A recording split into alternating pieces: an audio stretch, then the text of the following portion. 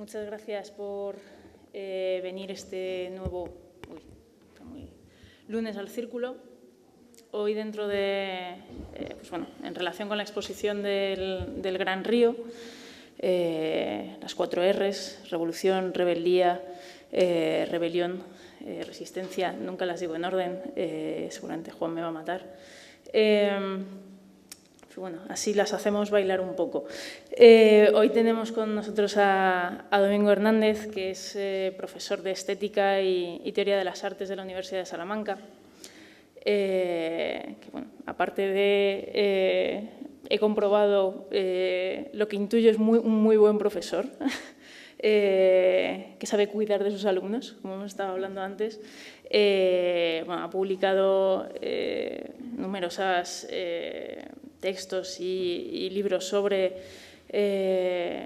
arte, estética, ha traducido a la filosofía del arte estética de Hegel. La verdad es que para nosotros es una suerte poder contar con él para hablar del monumento a la Tercera Internacional de Vladimir Tatlin. Entonces, bueno, yo me había quedado en ese resumen que nos mandaba, me había enamorado de esa expresión de rentabilidad de lo inacabado. Y la verdad es que cuando nosotros pensábamos y trabajamos sobre la exposición del Gran Río, una de nuestras inquietudes era construir una mirada que fuese capaz de mantener la atención y el interés por la dimensión no clausurada de todos estos momentos, conflictos, situaciones que hemos estudiado y que están presentes tanto en la película como en la sala, que pueden ver abajo en Minerva. Entonces, intentábamos ver cómo buscar situaciones o imágenes o construir esas imágenes de forma que no se clausure la posibilidad que todavía llevan con ellas, sino mantener abierta su potencial de diálogo con nuestras preguntas presentes, con nuestras urgencias actuales, ¿no? Entonces, por eso nos parecía que el pensar a través de este monumento de Tatlin esa situación, esa relación con momentos pasados, pero que no suponen una clausura, no nos vemos atrapados en imágenes que nos inmovilizan, pues era una oportunidad muy buena para no caer, antes hablábamos de la melancolía, siempre ciertas imágenes de estos momentos pasados nos pueden llevar a ella. Y pues nuestro interés era decir, no, esto no es una situación que nos debe llevar a un bucle de tristeza, sino más bien a una apertura de potencias y de alegrías presentes y futuras, ¿no? Entonces, bueno, yo no me alargo más y te dejo. Así que nada, muchas gracias. Pues muy bien. Muchas gracias a ti, Lucía. Y en primer lugar, pues por supuesto, decir que para mí es un verdadero placer estar aquí otra vez en el Círculo de Bellas Artes, así que muchas gracias a su directora, Juan Barja, Lucía, Jadón, David Sánchez Usano, somos organizadores de la muestra, y por supuesto también a David Coello, que me ha ayudado en todos los elementos de gestión. Bien, yo lo que voy a hacer es contar una historia de una obra a partir de lo que se ha hecho con ella. Es decir, no me voy a centrar tanto en su contexto, que lo tendré que hacer para que eso se entienda, pero sobre todo a partir de lo que se ha hecho con ella y cómo puede entenderse desde su futuro. Entonces, para hacerlo, quisiera, en primer lugar, comenzar leyendo dos citas extraídas de 2 libros muy recientes, 2 libros publicados en su edición original a mediados de 2017. La primera de las citas es una frase muy pequeñita de un escritor, el escritor inglés China Miéville, que es uno de los seguramente más brillantes representantes actuales de eso que se conoce como ficción científica, novela fantástica, etc. La cita, sin embargo, no pertenece a ninguna novela, sino que pertenece a su último ensayo, de hecho a la introducción de su último ensayo, que se llama Octubre, la historia de la Revolución Rusa. Dice así: esta fue la Revolución de Rusia, pero desde luego perteneció y pertenece a otros también. podría ser nuestra. Si sus frases todavía están inacabadas, nos queda la tarea de acabarlas. La segunda cita también va a remitir a una revolución inacabada, pero en este caso no está remitido a la Revolución de Octubre, a la Revolución Rusa, sino se supone que a todo tipo de revolución. Sus autores, el colectivo Comité Invisible, de hecho siempre han defendido la necesidad de reabrir la cuestión revolucionaria.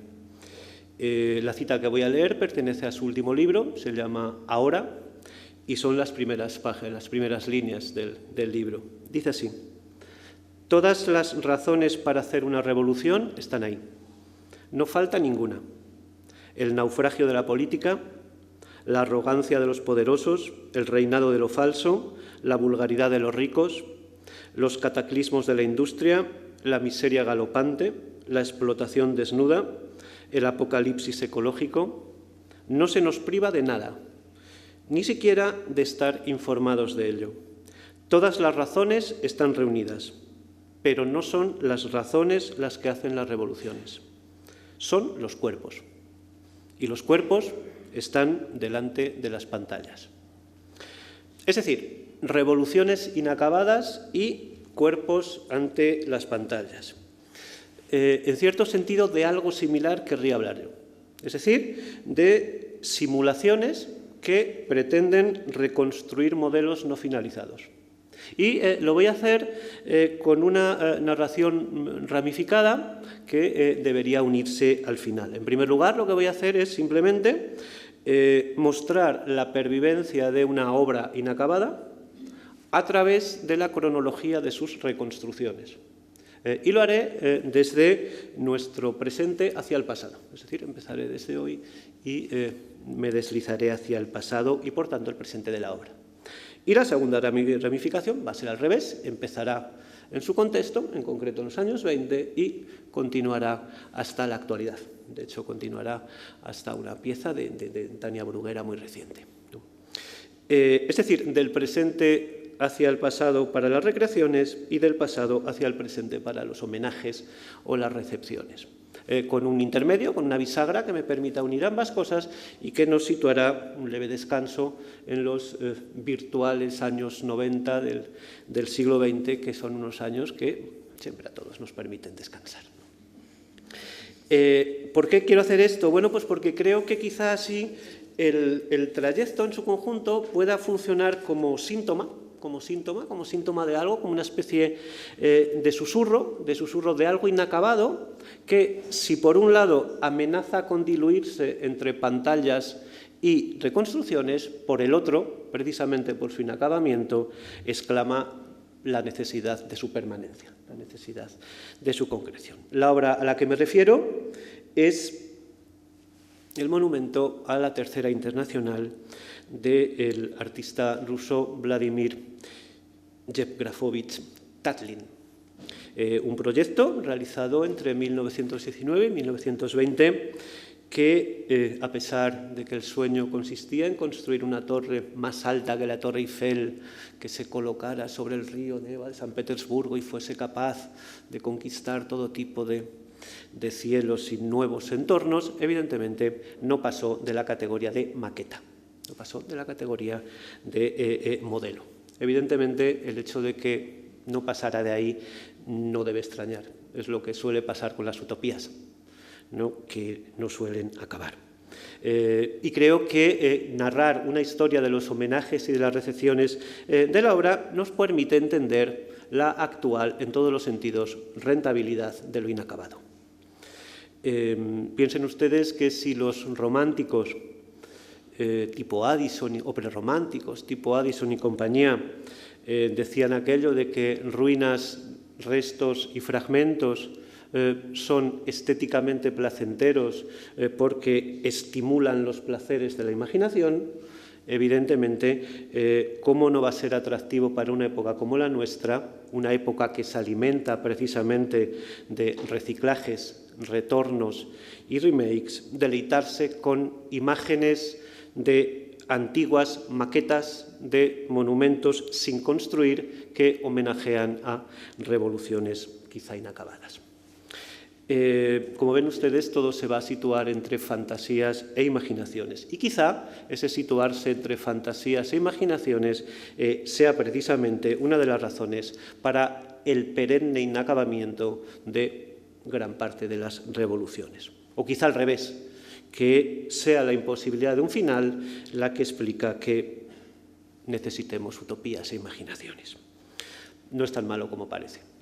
Utopías e imaginaciones no necesitan concluir para producir efectos. Por supuesto, a pesar del título de mi conferencia, la torre no era un juguete. La torre no era de juguete. De hecho, no quería serlo, ¿no? Solo una maqueta, por supuesto, solo un modelo, o varios. Esta que se expuso ya en el Congreso de los Soviets en 1920, luego otro más pequeño, paseado en camión por las calles de Leningrado, Petrogrado o San Petersburgo, como ustedes lo quieran entender, ¿no? Es decir, un modelo, un sueño, una posibilidad.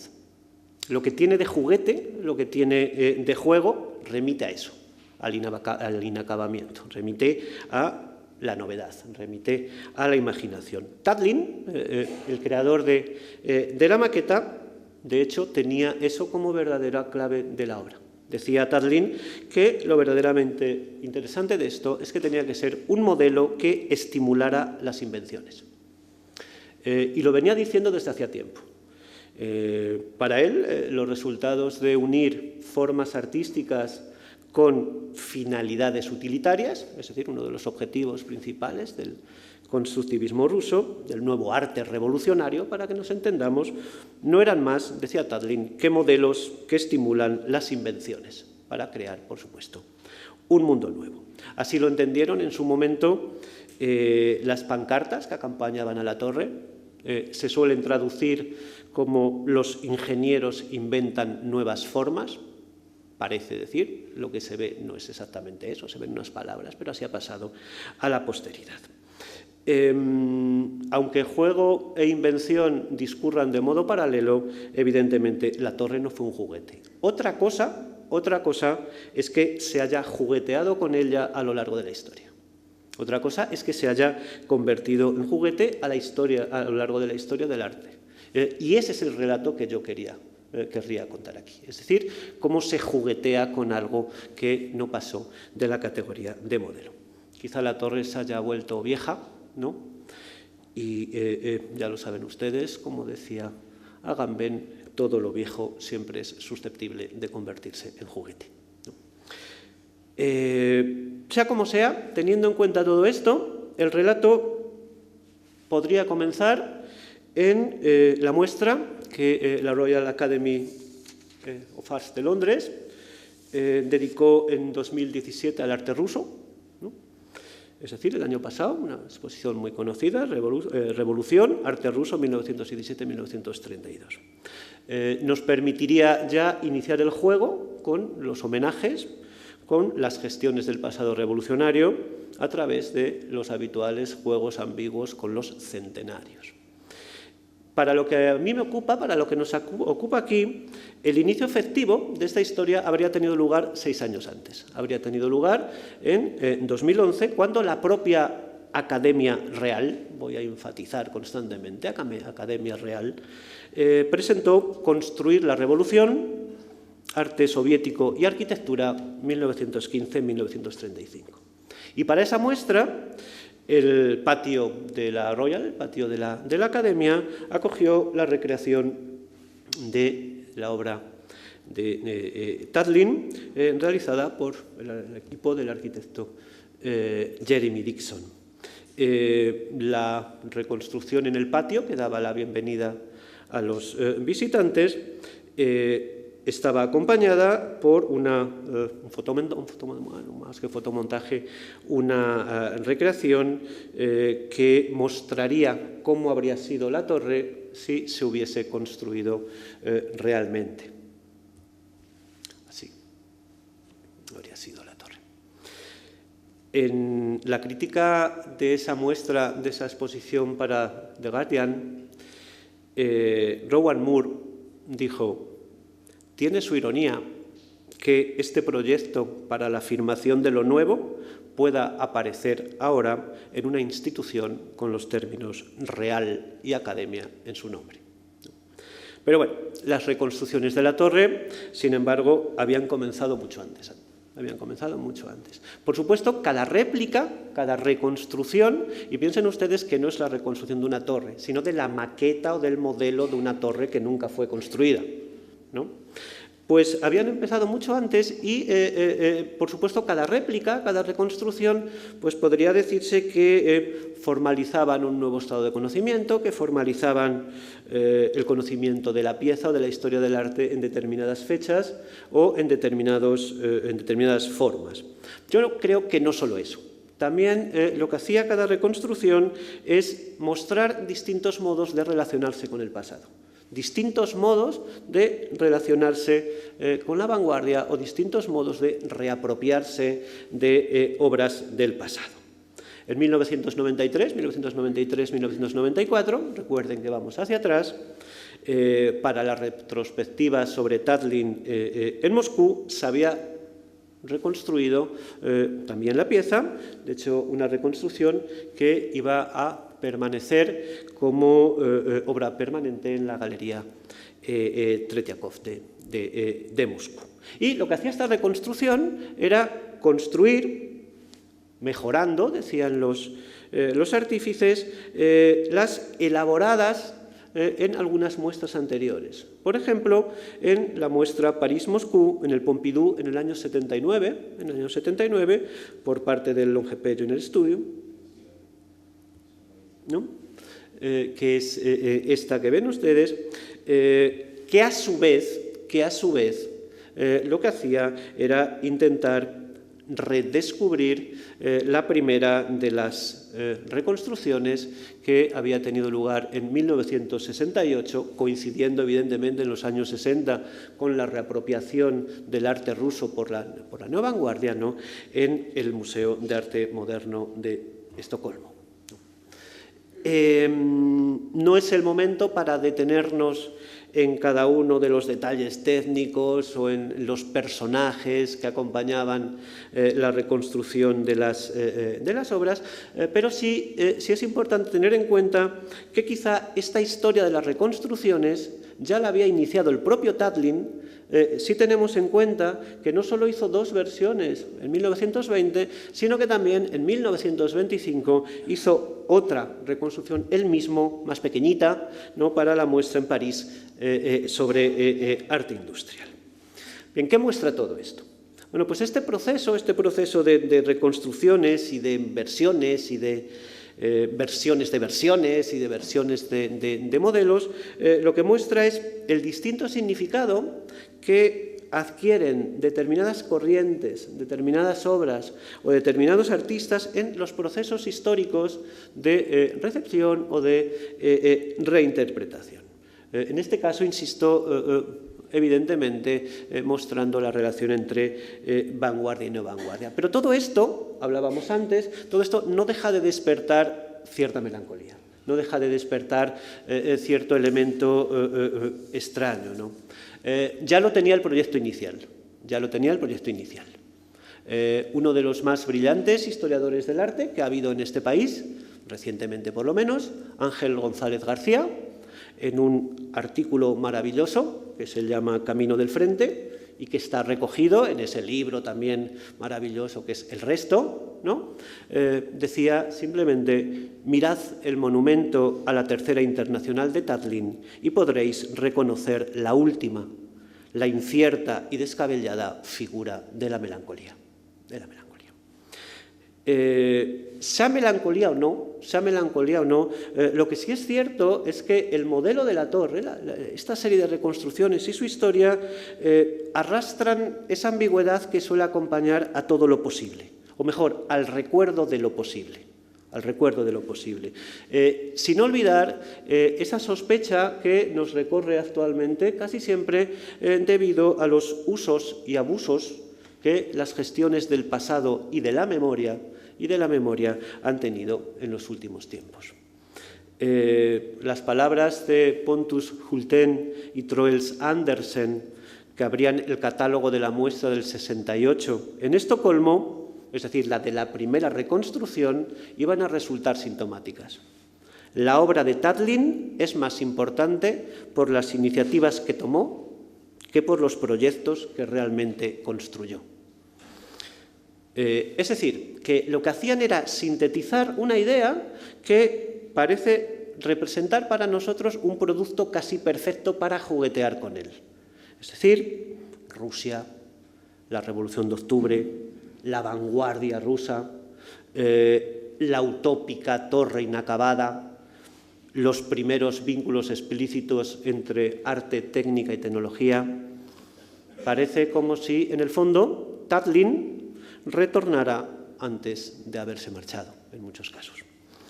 Pero fíjense ustedes que si la clave de todo esto está entre cierta relación con lo posible y tal posibilidad ha de ponerse en el contexto de cierto ámbito industrial, maquínico, tecnológico. Quizá donde mejor se vea esta sospecha melancólica es en las simulaciones. Por supuesto, virtuales, por supuesto, es de esperar, ¿no? Si unimos posibilidad con tecnología y los situamos en el contexto de los años 90 del siglo XX, el resultado es siempre el mismo, virtualidad, ¿no? En 1990, Tamás Waliszki realiza una simulación por ordenador de la máquina voladora Le Tatlin.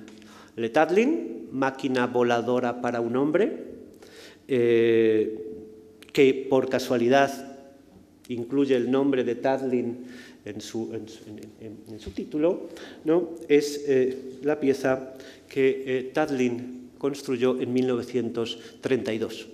Es decir, una máquina voladora más parecida a Leonardo que a la técnica, más parecido, ya se dijo en su época, que era como un pájaro sin plumas, ¿no?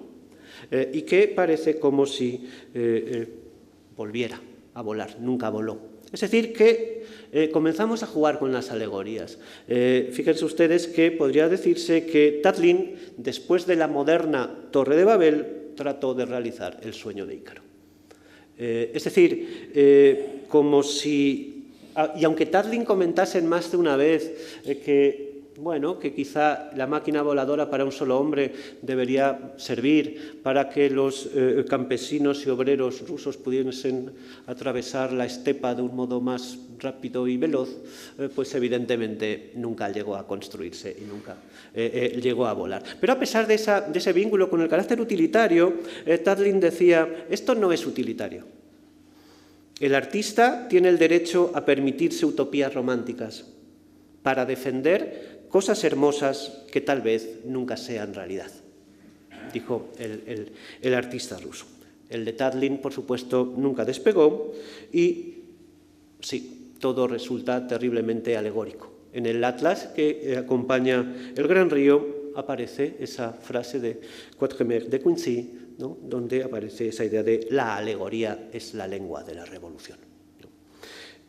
Una máquina para volar que no vuela, construida en 1932, tras la torre inacabada de 1920, que homenajeaba a la revolución. Es decir, Ícaro tras Babel y solo en 12 años. Si la cúspide de la torre nunca llegaría a los cielos, como soñaba Babel, por lo menos que el contacto con ellos fuera el de este Le Tatlin, el de esta máquina voladora para un solo hombre, más orgánica que técnica, ¿no? Esta torre no nació para ser destruida, sino para permanecer como maqueta. Es decir, esta torre, del mismo modo que la máquina voladora, nació para ser pura posibilidad. Es decir, esta Babel y este Ícaro que vamos a ver aquí viven en ese mundo de, por utilizar las palabras de Tatlin, las cosas hermosas que tal vez nunca sean realidad. En ese bello librito, obviamente, muy vinculado a esta casa, ¿no?, que es la hipótesis Babel, ¿no?, 20 formas de desplazar una torre, de Juan Barja y Julián Jiménez Fernán, se alude más de una vez a ese razonamiento perverso que localiza en la permanencia vertical de los edificios la amenaza de su derribo. En nuestro caso, si no hay torre, si solo hay maqueta, si solo hay modelo, no hay posibilidad de derribo. Otra cosa es que su derribo, otra cosa es que su extensión horizontal, como también la de Babel, tenga lugar en el proceso de sus reconstrucciones, es decir, tenga lugar en su relato, en su narración. Por esto, en esta intromisión en el juego de las posibilidades, no solo la simulación de Tamás Waliński despierta cierta sospecha, más lo hace el vídeo de la torre por parte de Takehiko Nagakura y su equipo del MIT, 1999, en el proyecto Monumentos sin construir, ¿no?, que tenía como objetivo recrear monumentos o edificios que nunca llegaron a construirse. Queríamos percibir estos espacios que nunca habíamos visto. Si eres estudiante de arquitectura, tus profesores de historia siempre te muestran ilustraciones de estos edificios como ejemplos fundamentales de la arquitectura del siglo XX. Pero nunca hemos podido estar allí y sentir actualmente el espacio, explicaba Nagakura. Percibir espacios que nunca hemos visto. En el fondo, esa idea, percibir espacios que nunca hemos visto, fue siempre precisamente el objetivo de Tatlin. Desde sus primeros relieves, desde los contrarrelieves, desde obras ¿Cómo estás?, hasta la torre. Generar nuevos espacios, generar nuevos entornos, de estas obras iniciales hasta sus reconstrucciones teatrales o hasta sus escenarios y preparaciones para la escenificación. Por supuesto, con la reconstrucción de Nagakura, el objetivo es loable, por lo menos para los estudiantes de arquitectura, ¿no?, pero evidentemente respecto a la torre no deja de ser una especie de ironía más, ¿no?, una ironía más como la misma de exponer una reconstrucción en una institución con los nombres Real y Academia en su título. Nunca hemos podido estar allí y sentir el espacio. Eso es lo que decía el investigador, el arquitecto del MIT. Tampoco lo hizo Tatlin, aunque solo fuera por verlo en un pequeño taller donde construía la torre. En su contexto original, y llegamos al momento bisagra, en su contexto original los relieves o los contrarrelieves remitían a aquella cultura de los materiales que tanto interesaba a toda la vanguardia constructivista. Es decir, a la interdependencia entre el espacio construido y el espacio real. Es decir, posibilidad de generar espacios. Y esta misma cultura de los materiales es la que recorre todo lo que rodea la torre desde su construcción. Una fotografía de Tatlin trabajando, ¿no?, trabajando en su torre, ¿no?, y por tanto constantemente esa idea de vincular materiales que generen nuevos espacios, que generen nuevos entornos, ¿no? Para Tatlin, el monumento, si hubiese llegado a crearse, con rampas para coches, con estaciones de radio, con una televisión, con una pantalla que debía enviar noticias a todas las partes del mundo, es decir, algo evidentemente irrealizable, y él lo sabía, por supuesto. Para Tatlin, en esa idea, todo debía expresar dinamismo.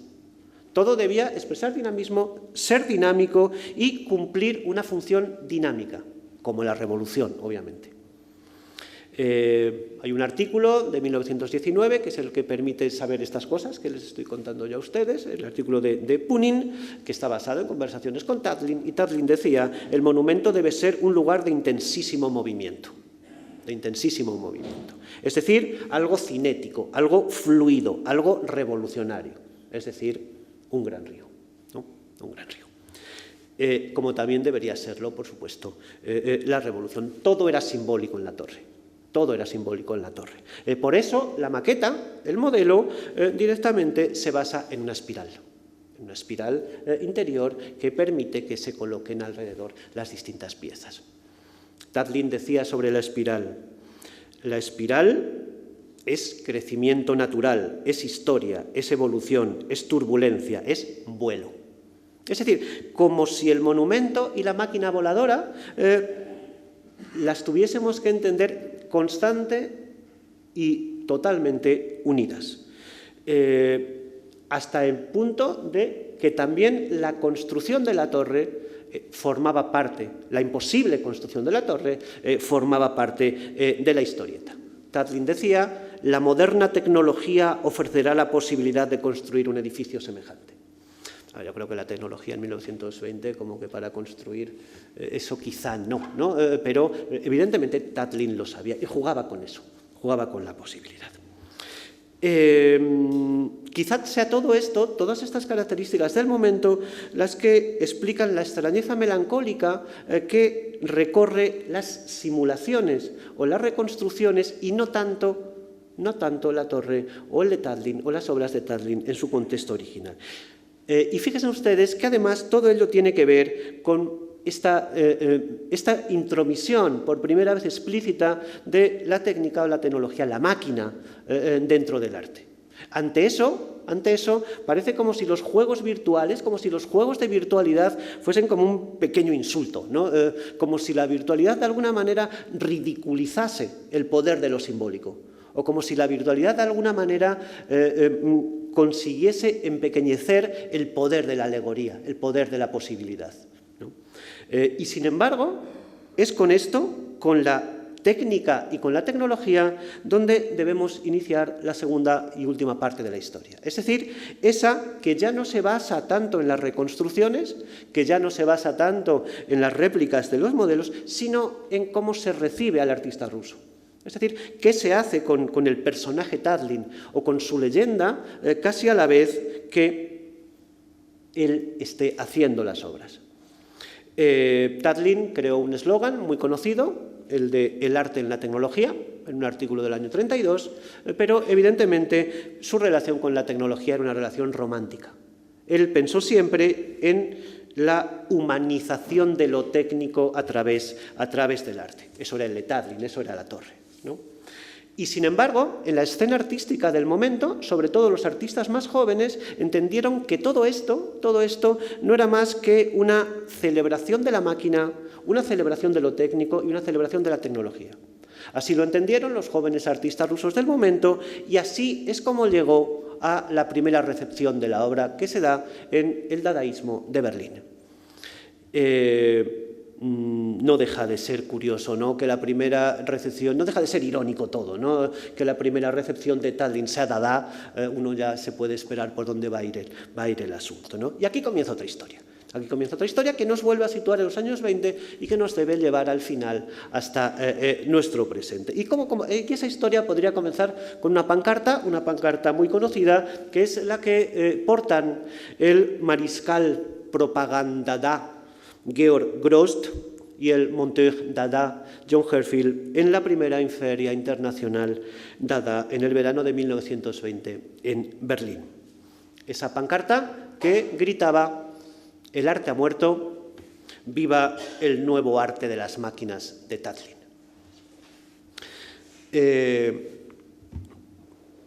Los dadaístas hacían trampa, como siempre. Trampas muy graciosas, pero trampas. Eso del arte de las máquinas lo habían leído en un artículo de un joven periodista ruso, Umansky, que en 1920 había publicado en un periódico de Múnich, de Ararat, el periódico precisamente la revista donde precisamente se publicó el catálogo de la primera exposición de Georg Grost en Berlín, un artículo que se llamaba Nuevas tendencias artísticas en Rusia, el tatlinismo o el arte de las máquinas. Se titulaba el artículo de Umansky, ¿no? Y ahí habían leído los dadaístas. Para los nuevos proyectos de monumentos, Tatlin se inspira directamente en el mundo de las máquinas. Construye sus obras de un modo semejante a las máquinas. No le importa revelar su corazón de máquina y se acerca al monstruo de las ciudades con una actitud confiada. Es decir, corazón de máquina, monstruo de las ciudades. Los dadaístas se relamían, obviamente, al leer estas cosas. Georg Grosz cuenta en su autobiografía que visitó a Tatlin en 1922. En esa autobiografía deja Grosz claro la idea de que los dadaístas nos burlábamos hasta de la vanguardia, dice Grosz, ¿no? En el caso de Tatlin y el corazón de máquina, he de decir que la burla de Grosz tenía su gracia. Un hombre, leo la autobiografía de Grosz, un hombre que había vivido muy lejos, en la gran ciudad de Magnitogorsky, había oído decir que en esos momentos en que antes la gente acostumbraba a decir gatita mía o boquita de miel, cariño mío, ahora decían eres mi tornillito niquelado, eres fuerte como un tractor, ¿no? Grosz era un bandido directamente, ¿no? Es decir, el bueno de Tatlin, el Tatlin que aparecía en el artículo de Umansky, ya no Tatlin, sino otra cosa, era el utensilio uno de los utensilios que le sirvió a los dadaístas de Berlín para su ataque contra el arte anterior y, por supuesto, contra la sociedad de los años 20 en Alemania, ¿no?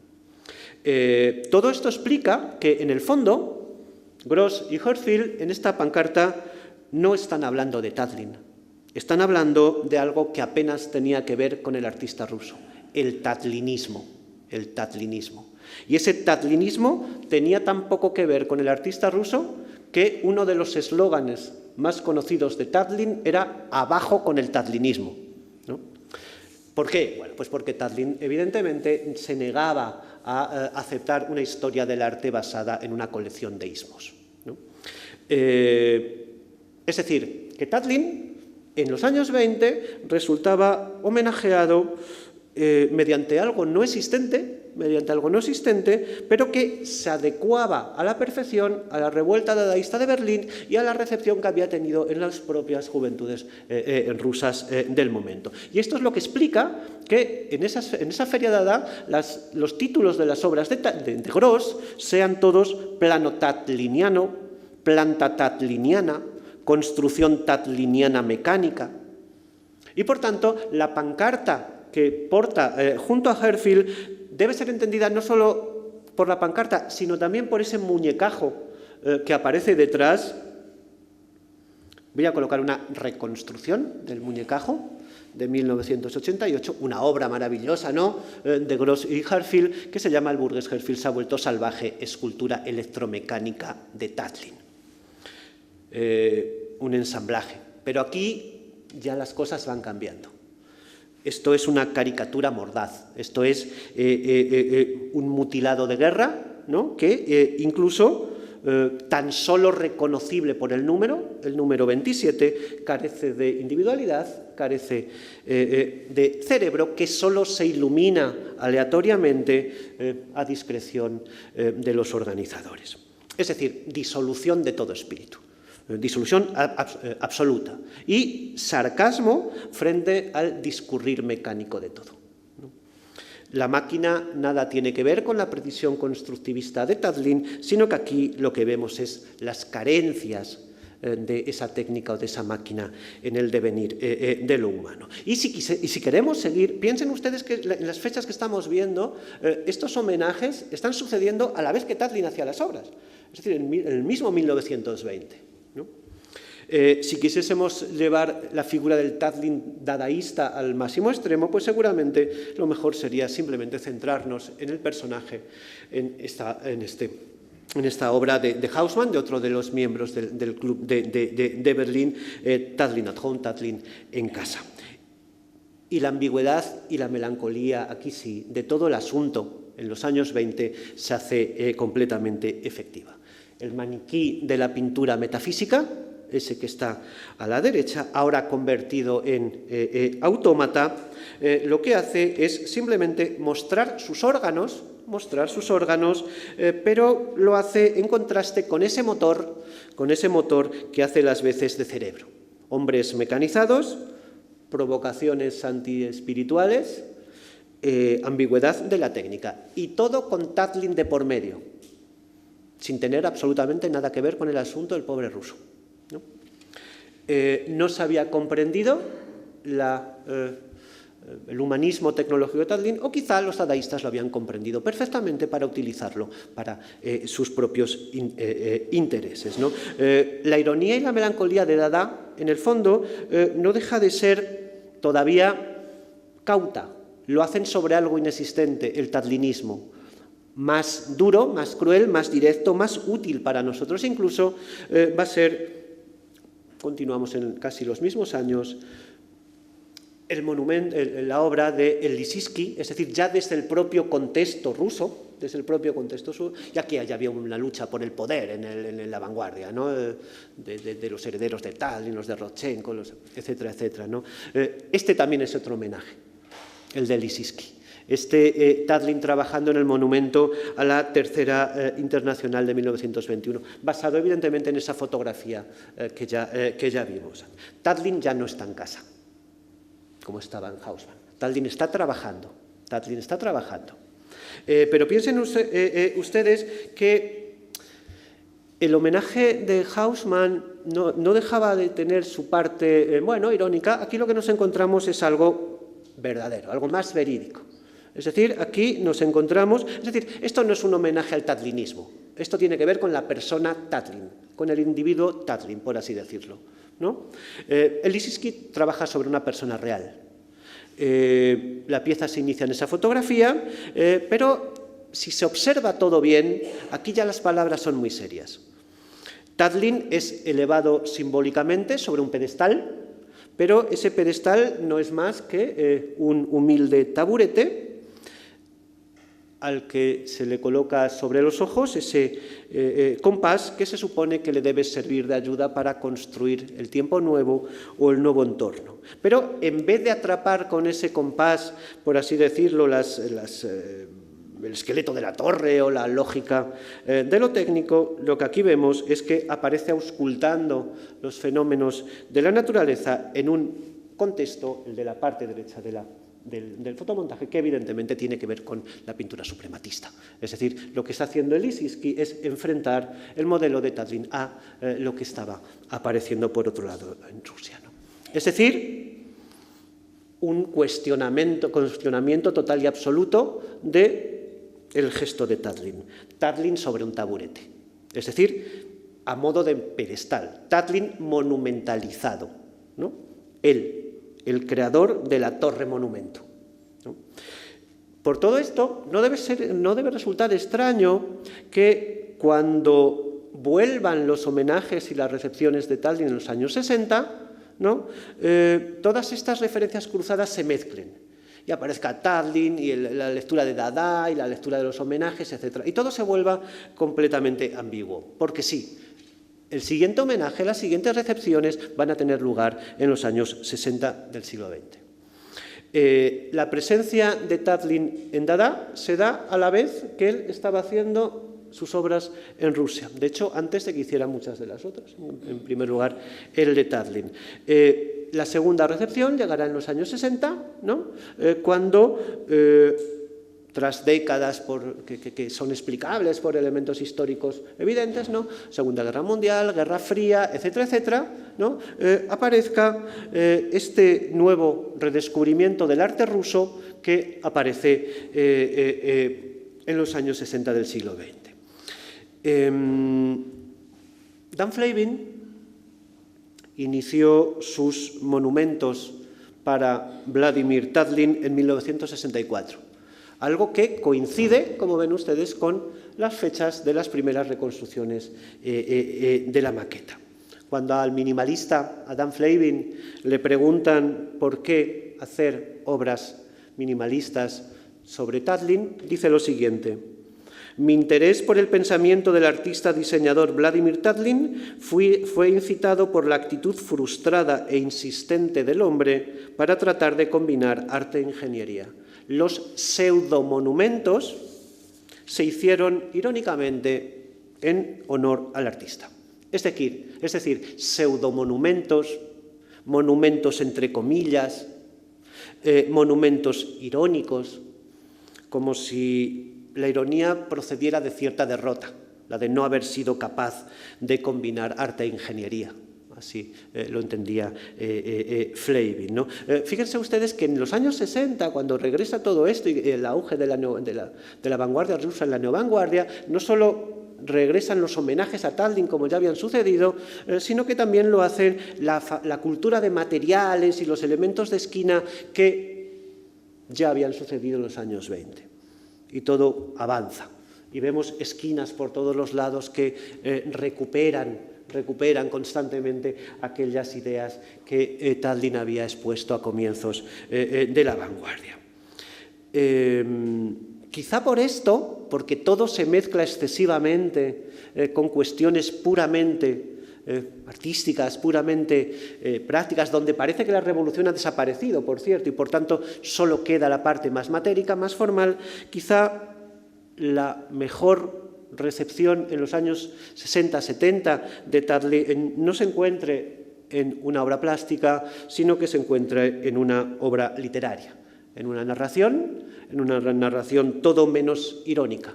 La versión de Guy Davenport en un relato breve, que se llama así, Tatlin, ¿no?, publicado en 1974, por tanto, mientras Tatlin, fíjense ustedes que Tatlin se va convirtiendo en leyenda, se va convirtiendo en algo sobre lo que trabajar y con lo que jugar, ¿no? Davenport, cuando le preguntaron por qué Tatlin, contestó: elegí a Tatlin porque apenas se conocía nada de él y porque me parecía ser la víctima arquetípica del autoritarismo. Es decir, recuperamos, si no la revolución, sí parte de las consecuencias más terribles de esa propia revolución. Davenport es un escritor que tiene la humildad de llamar a sus escritos constructivistas o llamarlos ensamblajes, y jamás reivindica para él mismo el estatus de novelista. Davenport siempre dice que él hace ensamblajes. Es decir, que lo que nos encontramos es la versión de un autor situado en lo que podría ser el posmodernismo literario norteamericano, que lo que hace directamente es volver a tomarse en serio a Tatlin, recuperar, si se quiere, la versión melancólica, pero con toda la ironía, no del autor, sino del propio Tatlin.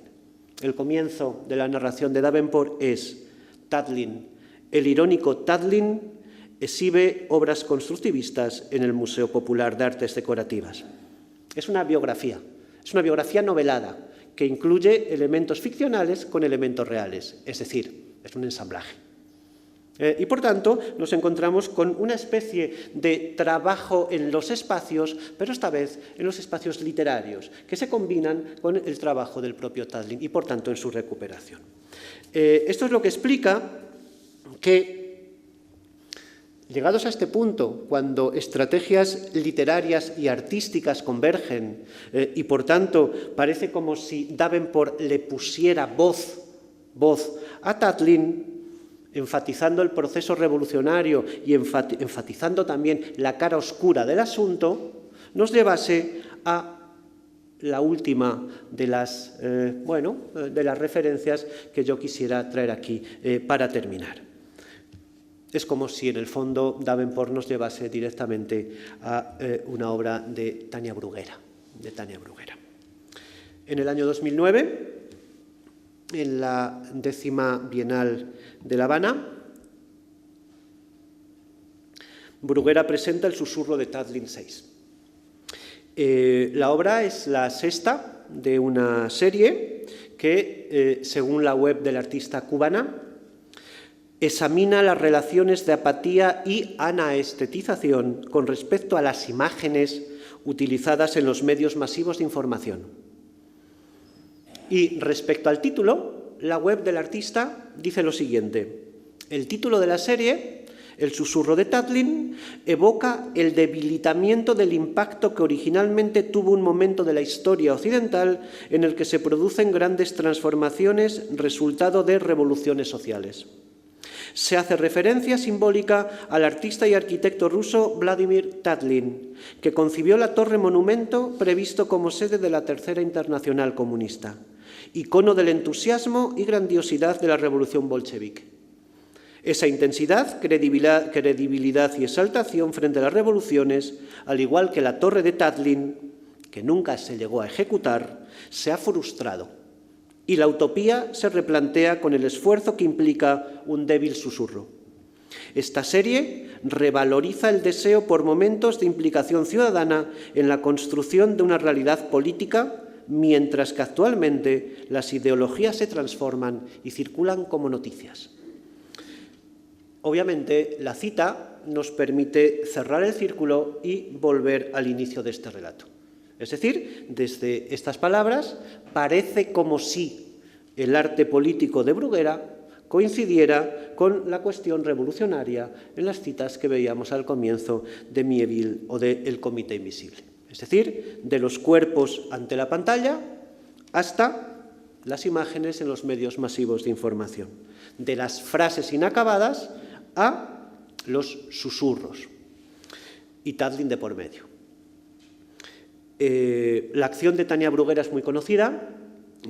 A cada persona que deseaba hablar se le concedía 1 minuto para que se expresase sin ningún tipo de censura. En segundo lugar, el orador subía al escenario custodiado por personas con uniforme militar. Un militar coloca en el hombro del orador una paloma blanca, evidentemente en alusión a la imagen emblemática, ¿no?, de Fidel Castro en el primer discurso tras el triunfo de la Revolución en enero del 59. Una vez hecho eso, al público se le entregan todo tipo de cámaras para que documente el evento, ¿no? La historia, y termino con esto, la historia y la documentación de la representación en el patio del Centro Wilfredo Land de La Habana puede encontrarse en la web del artista y, por supuesto, ahí se incluyen la transcripción de las intervenciones, todas llenas de sentimientos, miedos, llantos, esperanzas, ¿no? No es fácil gestionar la parte más emotiva y espectacular del arte político, ¿no? Pero para lo que a mí me interesa, lo importante es que, como se sabe, 5 años después, en 2014, cuando las relaciones Cuba-Estados Unidos parecían restablecerse, Bruguera intenta realizar una nueva versión, esta vez en la Plaza de la Revolución de La Habana, pero la artista es detenida por el gobierno cubano, acusada de desorden público y cárcel, pasaporte intervenido, 8 meses de acusación hasta el sobreseimiento, etc. Si en 2009, en el patio del Centro Wilfredo Land de La Habana, Tatlin susurraba a gritos, y en 2014 el susurro fue silenciado en la Plaza de la Revolución, entre ambas fechas, en 2011, una reconstrucción de su torre lucía esplendorosa en el centro de otro patio, esta vez el de una academia real. Es decir, que tras una historia de reconstrucciones y recepciones, llegamos a un punto en el que la grandilocuencia, más bien ornamental, de la versión de la torre en la Academia Real coincide con el veto en la Cuba revolucionaria a ese último homenaje a Tatlin. Fíjense ustedes que, en el fondo, reconstrucciones y homenajes también lo hacen explícito todo esto. Quizá todos exponen alegóricamente por qué la revolución está inacabada y por qué debe seguir estándolo, debe seguir trabajando, por así decirlo, ¿no? Reconstrucciones y homenajes, insisto, muestran el mismo recorrido. Lo que comenzó como un deseo de forma y cierto certero homenaje a lo proyectado se convierte, con el paso del tiempo, mediado por todo tipo de simulaciones, en monumentos que adornan patios de academias reales. Por el otro lado, esa historia de referencias cruzadas, interesantísima, con Dada, con minimalismo, con literatura, etc., concluye con ese simbólico silencio de Tatlin. Parece como si la ironía melancólica no dejase de acompañar a Tatlin hasta el final. Y sin embargo, creo que quizá nunca más que hoy necesitemos rehabilitar el marco de posibilidad, el marco de deseo de invención escondido simbólicamente en una torre revolucionaria que nunca se construyó. Y evidentemente en este caso no me estoy refiriendo a las reconstrucciones. Quizá la mayor rebeldía de Tatlin consista en enseñarnos que lo inacabado, cuando resulta de una intención individual, puede que lo sea por imperfecto, pero en ocasiones, las más interesantes, también puede serlo por la ilusión de que quizá otros puedan no terminarlo, eso nunca, pero sí continuarlo, y a veces incluso hasta mejorarlo. Nada más, muchas gracias. ¿Bien?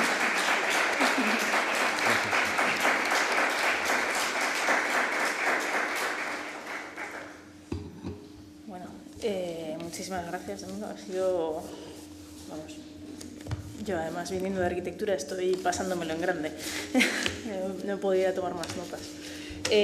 No sé si entre el público hay alguien que quiera hacer alguna pregunta. Si queréis comentar algo relacionado con estos mundos de reconstrucciones y recepciones que hemos escuchado. Valerio. No sé si tenemos micro. No. Una pregunta, bueno, enhorabuena en primer lugar, lo magnífica. Gracias. Una pregunta muy sencilla, en realidad. Sí que tenemos micro, perdona.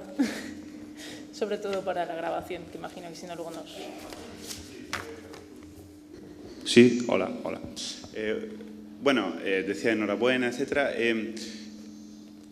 Tú has aplicado la categoría de inacabado constantemente a la torre, ¿no?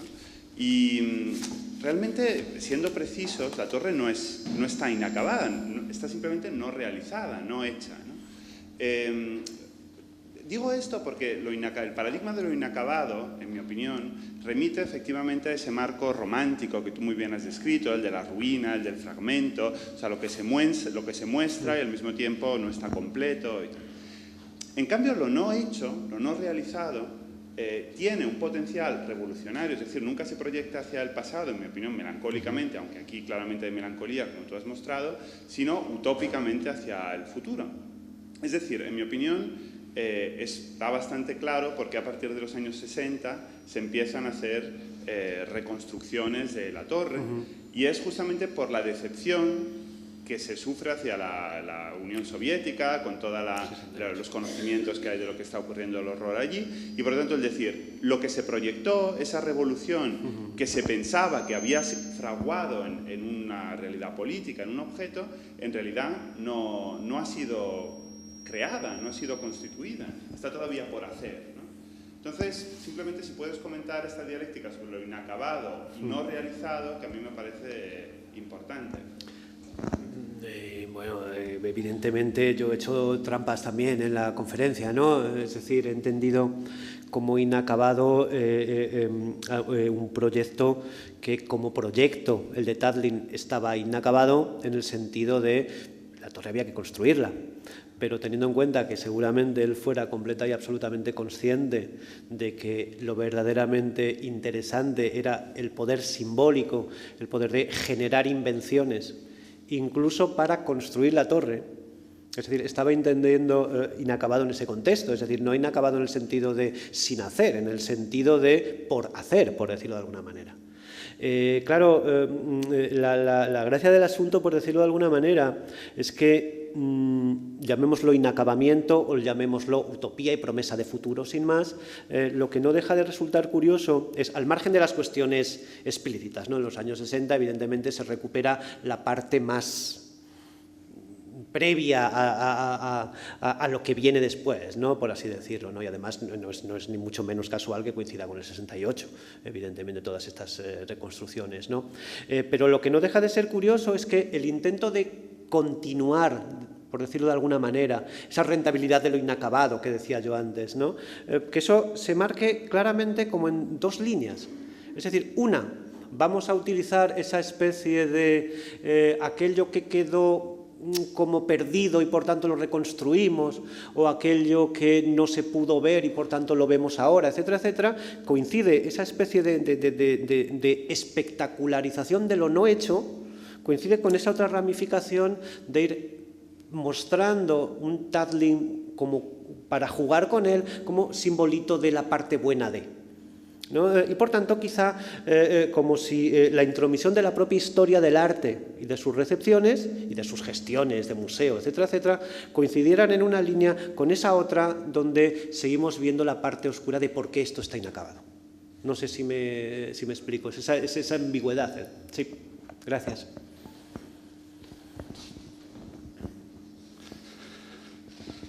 Sí, bueno, también felicitarte. Gracias.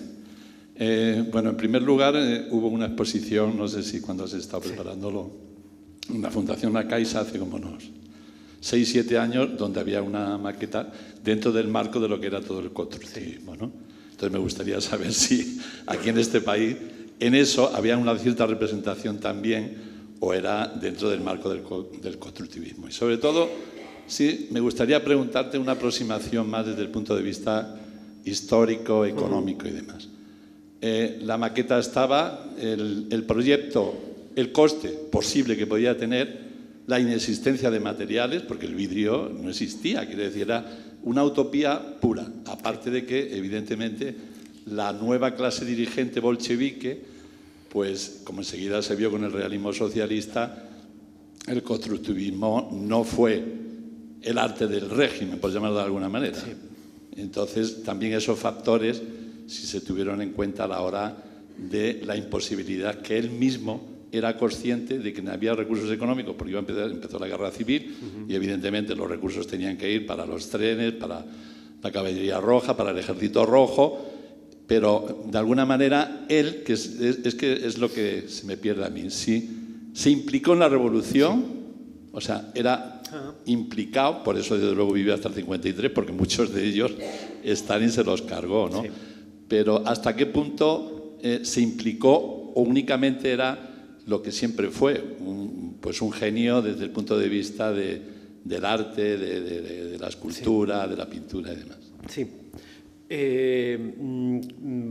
Respecto a lo primero que decías de la expo de la Juan March, yo creo que, yo por lo menos cuando lo vi, creo que tenía que ver simplemente con la historia del constructivismo, o sea que no salía del ámbito artístico, me pareció a mí, no sé si luego los comisarios pensaban otra cosa, ¿no?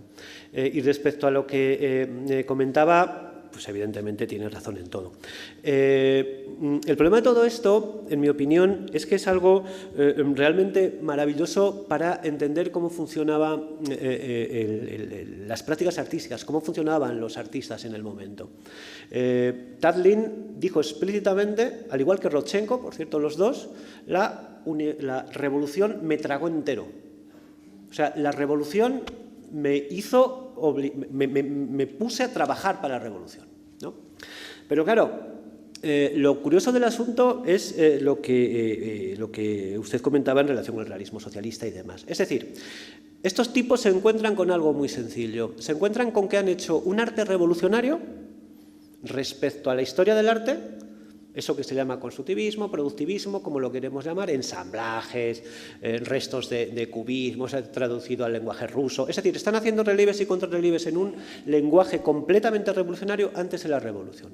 Llega la revolución e intentan que ese arte revolucionario se convierta también en el arte de la revolución, pero evidentemente no funciona.